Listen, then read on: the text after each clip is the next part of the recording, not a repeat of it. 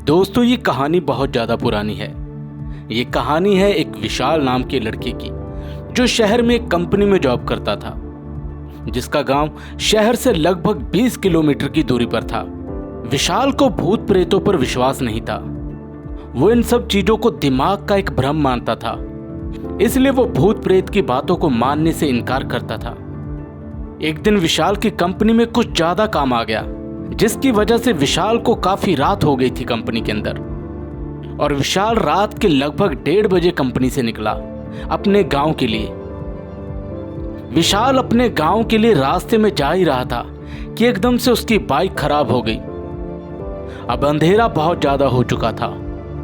विशाल ने मदद के लिए आसपास देखा, लेकिन वहां पर दूर दूर तक कोई नहीं था। विशाल वहां से अपनी बाइक को पैदल लेकर ही चल पड़ा। कुछ दूर जाने के बाद विशाल को एक बस स्टॉप दिखाई दिया। वह कुछ देर वहां पर आराम करने के लिए बैठ गया। तभी उसके पास एक साधु आकर बैठा। साधु के हाथ में चिलम थी, लेकिन साधु बड़े अजीब तरीके से उस चिलम को पी रहा था। विशाल की एक आदत थी, वो किसी के साथ भी बात करना शुरू कर देता था। विशाल ने उस साधु से भी बात करना शुरू कर दिया। बातों ही बातों में विशाल ने उस साधु से कहा कि मैं भूत प्रेतों को नहीं मानता, मुझे ये सब बातें झूठी लगती हैं। ये सब दिमाग का एक भ्रम है, जिसको मैं बिल्कुल नहीं मानता। तो साधु ने विशाल का जवाब देते हुए कहा, तुम भले ही भूत प्रेत को मानो या फिर ना मानो, लेकिन तुम ये नहीं कह सकते कि भूत प्रेत नहीं होते। ये सब कुछ होते हैं। साधु की इस बात को सुनकर विशाल जोर जोर से हंसने लगा। उसने साधु से कहा कि अगर भूत होते हैं तो हमें दिखाई क्यों नहीं देते? क्या आप मुझे अभी भूत दिखा सकते हो?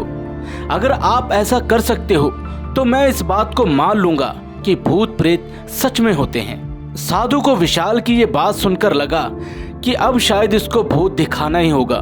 तो साधु ने विशाल से कहा कि मेरे साथ शमशान घाट की तरफ चलो। फिर क्या था, वो दोनों शमशान घाट की तरफ चलने लगे।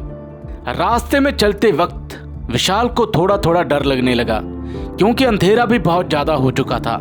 लेकिन फिर भी विशाल साधु के साथ आगे बढ़ता रहा। कुछ देर के बाद विशाल और साधु शमशान घाट पहुंच गए। शमशान घाट में अभी कुछ लाशें जल ही रही थी।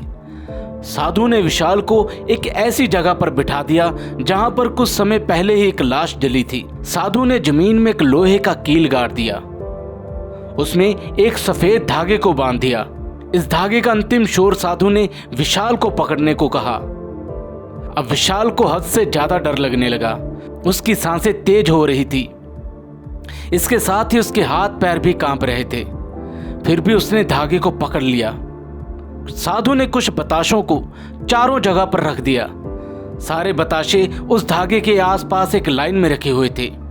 उसके बाद साधु ने विशाल को सावधान करते हुए कहा कि अभी कुछ आत्माएं आने वाली हैं और वो इन बताशों को खाएंगी। जब तक वो इनको खाकर चली ना जाएं, तुम अपने हाथ के धागे को मत छोड़ना। यदि तुमने अपने हाथ के धागे को छोड़ दिया तो तुम्हें बहुत ज़्यादा नुकसान हो सकता है और तुम इसके बारे में सोच भी नहीं सकते। इतना कहकर साधु ने मंत्र पढ़ना शुरू कर दिया। कुछ मंत्र पढ़ने के बाद साधु ने विशाल को अपनी दोनों आंखें बंद करने को कहा। विशाल ने अपनी दोनों आंखें बंद कर ली। फिर जैसे ही साधु ने उसको बोला कि अपनी आंखें खोलो, और जैसे ही विशाल ने अपनी आंखें खोली और जो वो अपनी आंखों के सामने देख रहा था, उस पर विशाल को विश्वास नहीं हो रहा था। वास्तव में 4 आत्माएं उसके सामने बैठी बताशे खा रही थी। लेकिन जब उसने ये देखा कि उसके पड़ोस में रहने वाला एक व्यक्ति जो कुछ दिन पहले ही मरा था, वो भी वहां पर बैठा बताशे खा रहा है, तो डर के मारे विशाल धागे को छोड़ देता है और विशाल आसपास देखता है, लेकिन वहां पर विशाल को साधु नहीं दिखाई देता। विशाल शमशान घाट से बड़ी तेजी से अपने घर की ओर भागने लगता है। जब विशाल अपने घर की तरफ तेजी से भागता जा रहा है, तो विशाल को पीछे से उसका नाम लेकर कोई जोर जोर से बुला रहा होता है, लेकिन विशाल पीछे मुड़कर नहीं देखता और वो लगातार अपने घर की तरफ भागता जा रहा होता है।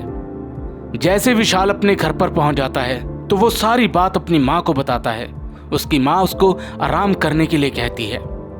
विशाल अपने कमरे में आराम करने के लिए चला जाता है। अगले दिन जैसे विशाल की आंख खुलती है तो विशाल उसी शमशान घाट के अंदर पड़ा होता है जिस जगह पर उसने आत्माओं को देखा था।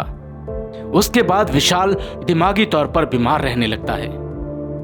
अगर आपको हमारी आज की वीडियो अच्छी लगी तो इसको लाइक कीजिए, शेयर कीजिए और हमारे चैनल को कर लीजिए सब्सक्राइब।